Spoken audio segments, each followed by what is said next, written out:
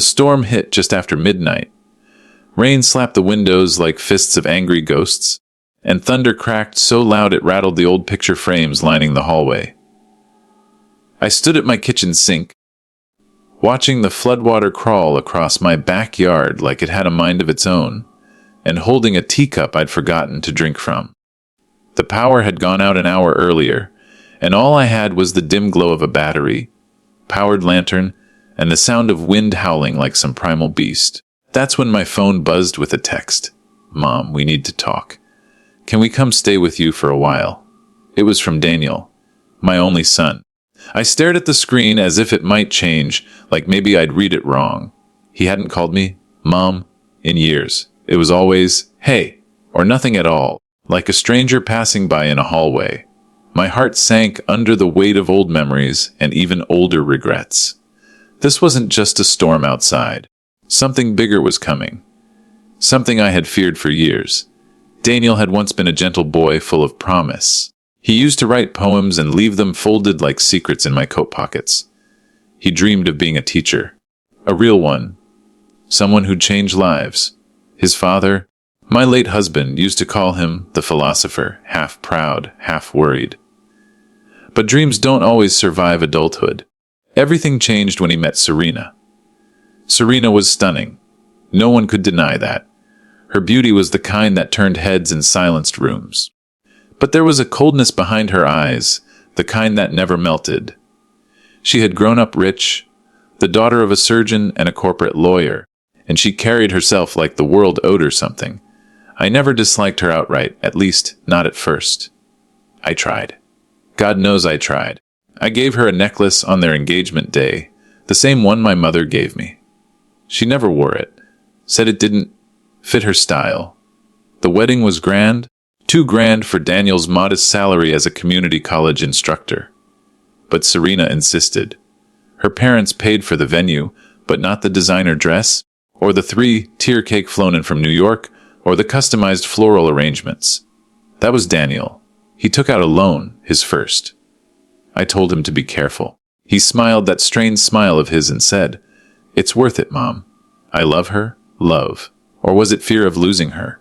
Fast forward 5 years. They bought a house in the suburbs, one of those cookie-cutter developments with HOA rules stricter than a boarding school. Daniel worked 2 jobs. Serena didn't work at all. "I'm working on building my brand," she used to say, her fingers flying across a phone screen. Instagram influencer, lifestyle coach, online boutique owner, whatever the flavor of the month was. Then came the news that broke something inside me. He sold the house. Sold it for $950,000, and within a year, $700,000 was gone. Gone. Blown on Serena's brand investments, a failed makeup line, a rented Tesla Model X for content, even a retreat to Bali that she claimed was for networking. Daniel had no savings, no home, nothing but guilt burning in his eyes and a toddler clinging to his leg. And now they wanted to live with me. I sat down on the couch, the storm still raging, and felt tears prickle at the corners of my eyes. But not just sadness, anger too. How could he let this happen? How could she? I had sacrificed everything to give Daniel a stable home, to teach him self-respect, responsibility. And now he was coming to me, not because he wanted to be close, but because he had nowhere else to go. The next morning, my front door opened to the sight of a man who looked like my son, but older, heavier, hunched. And Serena, still as glamorous as ever, holding a designer diaper bag, eyes hidden behind massive sunglasses. Their daughter, Lily, a precious little thing with Daniel's soft curls, clutched a stuffed rabbit. "Hi, Mom," Daniel said, barely meeting my gaze. I stepped aside. The words, "You're welcome," catching in my throat like a splinter. The first few days were quiet, tense. Daniel spent most of his time in the basement, scrolling job boards or pacing.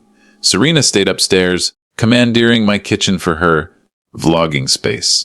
I came home one afternoon to find her filming a cooking tutorial, using my utensils, my dishes, my ingredients. She didn't ask. She never did. And then the late-night fight. I was half asleep when I heard the shouting. Not words, just tones. Daniel's frustration bubbling over, Serena's voice like a whip. I crept to the hallway and listened. I sold everything, Serena. Everything! What more do you want from me? You did it for us, Daniel! Don't twist it now. For us. No, I did it for you! You never even loved me, did you? Silence. Then a door slammed. The next morning, I found Daniel at the kitchen table, a cup of coffee shaking in his hands. I sat beside him. Do you remember the treehouse you built when you were 10? I asked. He nodded, eyes glassy. You worked on it for weeks. Then Serena came along, and you tore it down. He laughed bitterly. She said it looked childish. It was yours, Daniel. You were proud of it. He looked at me, really looked at me, for the first time in years. I don't know who I am anymore, Mom, he whispered. That was the crack. The moment the dam began to break. From there, the weeks turned into a slow unraveling. Serena grew more distant, spending nights out, networking. Daniel started helping me around the house, fixing the gutters, repainting the shed, even cooking dinner once a week with Lily tied to his hip. I saw glimpses of the boy he used to be, and I realized something painful. He wasn't weak. He was wounded. He'd given everything for love and lost himself in the process. One day, while Serena was filming some new self-care series upstairs, Daniel and I took Lily to the park. He watched her run through the grass with a soft smile. I think she's the only good thing I did right, he said. No, Daniel, you just forgot who you were. But that boy, the one who wrote poems and built treehouses, he's still in there, waiting. It was the first time I saw him cry since his father died. That night, Serena dropped a bomb. We're moving to L.A., she announced over dinner. I got an offer from a PR agency. They love my brand. Daniel stared at her stunned. We just got here. What about Lily's school? What about? They'll have nannies and schools and sunshine. It's a great opportunity for you. Serena stood, gathering her purse. You can come or not. I'm going either way. And just like that, she left. Daniel sat there silent. Then he looked at me. I'm not going. It took months, but he rebuilt. He got a job teaching again. He started therapy. He found an apartment near Lily's school. Serena visited every other month at best. But something in Daniel had changed. Hardened, yes, but also matured. He set boundaries. He fought for custody. He started writing again. One afternoon, as we walked through the same backyard where the storm had once threatened everything, he turned to me. You were right, he said. I raised an eyebrow. About what? Love shouldn't cost your soul. We stood in silence, watching Lily chase fireflies, and in that quiet moment, I forgave him. Not because he asked, but because he was trying. Because life, like storms, eventually passes. And what matters is what survives after. So, if you ask me what I learned through it all, I'll tell you this. You can't save someone from their choices, but you can love them through the consequences. And sometimes, that's enough.